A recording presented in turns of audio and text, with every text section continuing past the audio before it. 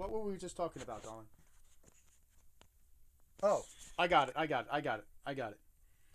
My faith. When I realized that He is the author of my faith, that Jesus is the author of my faith, He's the author of my faith. It takes me being the author of my faith out of my hands. Does that sound like what I'm talking about? Do you have a comment on that?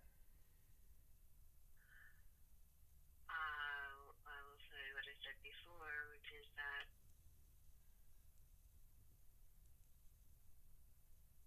now I forget what I said. I'm not good at videos, Mitch. Please don't do this to me. You know, if I didn't tell you a thing, and I just started recording this video, you'd have just, Yeah, that was my fault. But uh, I know. I You know, really, catch me candidly. it's weird, right? I mean, but sometimes I got to do a video because I'm doing this for all my the Arminian friends out there, or from under James Arminius. The idea that we're the author of our own faith. That's when I'm the author of my faith fails. When I'm the author of my own faith, my faith fails. But when I realize after that my faith, I'm sitting here and it's in God's hands. And you're saying Abraham believed God and it was accredited to him for righteousness. And I'm like, yeah, I believe God and it's accredited to me for righteousness. Do you know why? Because my faith was given to me. I wouldn't be able to say anything. I wouldn't be able to say anything to God about faith at all had not He been the author of my faith. So He's even the author of my tragedies. He's the author of all the stuff I go through. And the Arminian would be angry at God, saying, how could God be a murderer? How could God let evil happen? How could God do this? How could God do that? And shake his fist at God. Whereas in my experience, what it is for me is that I know that God does what God does, and it is well with my soul. When sorrows like sea billows roll, it is well with my soul. Why? Because I know after I come through something and I'm angry at God and I've done this and God's and I'm wondering, God, why are you putting me through this? Why are you doing this to me? Why are you being such a cruel? You're so cruel to me. And then at the other side of it, I see some sort of light. My body becomes lighter.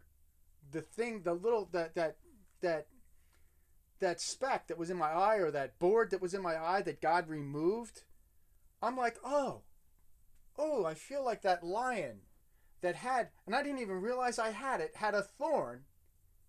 And what was happening was that the Father in heaven is starting to remove that thorn so we can see faith better, and the very things that were trapping us, He's actually freeing us of by Him taking our faith and moving our faith.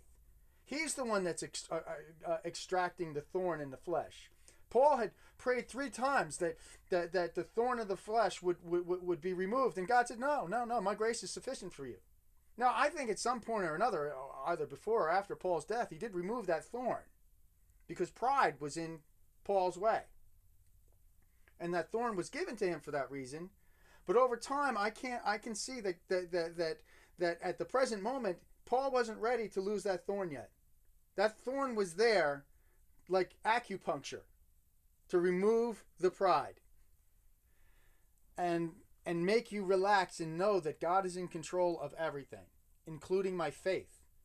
So now that frees me so much in my mind to know that my faith has nothing to do with me, that I don't have to worry about whether my faith, I'm going to lose it. How do you know that you're going to lose your faith? Because it's not mine. I can't lose it because I have no control over my faith. None. And I don't want control over my faith. And that is what Arminianism does. It gives you control over your faith. And when you're in control of your faith, you're unable to hold on to it.